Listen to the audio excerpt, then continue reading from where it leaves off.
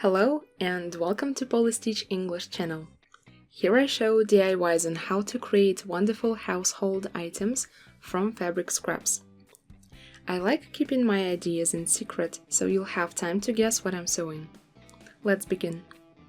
I prepared fabrics of two colors for work. Place a burgundy pentagonal part in the center of the workpiece. We pin it with a needle. Then we attach and sew a pink piece to it. We bend it back. After that, trim off the extra edges. Please note that we do not use an iron. The petals should be voluminous, so fold the burgundy fabric in half, place it over the first piece and pin it.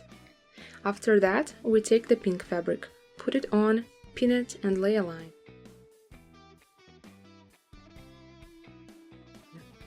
With this piece, we close the layers. After that, fold back the pink piece. We bend it back and trim it along the cut. After that, we put on a double piece of burgundy fabric and pin it. Then, we close the open sections with a piece of pink fabric and lay a line. I think you have already figured out how it works. We sew in a spiral. We sew the pink fabric, then bend it and cut it off. Close it with a double burgundy cloth. Pin. Then again pink. It turns out to be such a voluminous, crazy rose. We sew and sew. It is necessary to make at least 2 turns of such a rose. You see what an interesting effect it obtained. Pink peeps out from under the burgundy fabric. If you want, here you can play with both the color and the texture of the fabric. Instead of the pink fleece that I used, you can use velvet or pretty fabric with sequins. The upper fabric is laid with a slight overlap and slightly stepped back from the edge. I give you an idea, and the embodiment is up to you. Let me know what kind of fabric you'd like to use in the comments.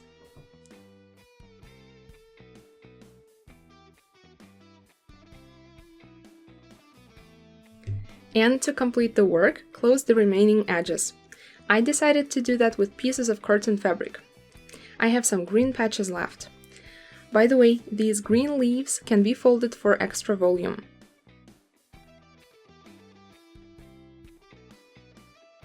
This rose is lush.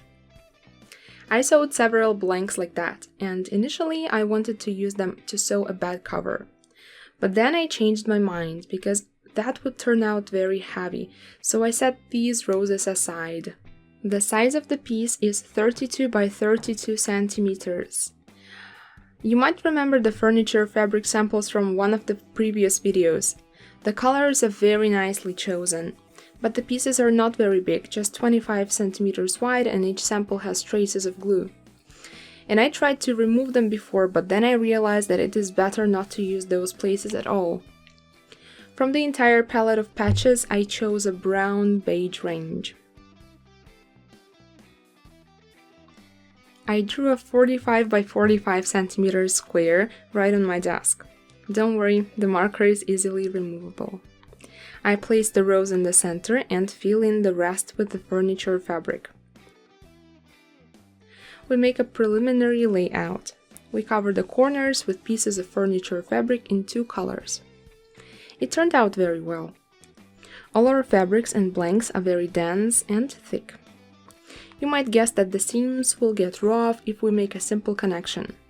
Therefore, we will connect the parts through inlays. I found a dark brown fabric. Let's cut the strips 3 centimeters wide. If all the fabrics were light and thin, then 2.5 centimeters would be enough.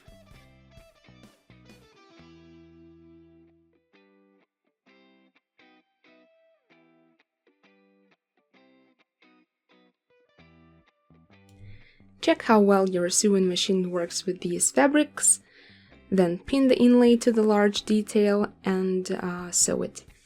Please note that at the beginning of the line, the inlay protrudes 2 to 3 centimeters beyond the edge of the workpiece, and at that end too. We lay a seam. Then we bend this inlay over and pin a furniture fabric triangle to it. In order for everything to coincide exactly, we find the middle of the triangle and the middle of the patchwork. Pin the middle first, then the corners, and lay a line along.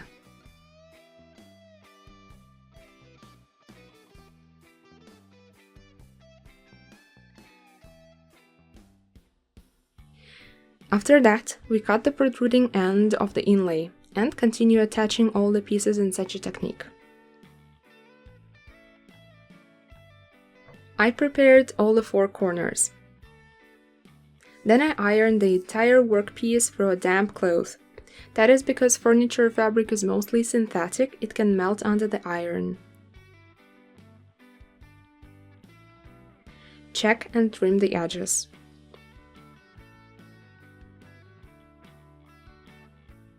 For extra quality, I laid lines over the inlay, so it lies smoother. The size of the workpiece turned out to be 45 by 45 centimeters. At this point, I would like to say that everything is fine. I finished the work, but I don't have a large piece of suitable fabric to make the reverse side solid. But I still have pieces of furniture fabric and there is a brown inlay too. I'll have to think it over and decide how to make the reverse side for this pillowcase. Have you got any ideas, dear seamstresses? Please share in the comments. To be continued. I hope you've liked the DIY and enjoy creating together. Thank you for watching, subscribe to the channel, like and comment this video.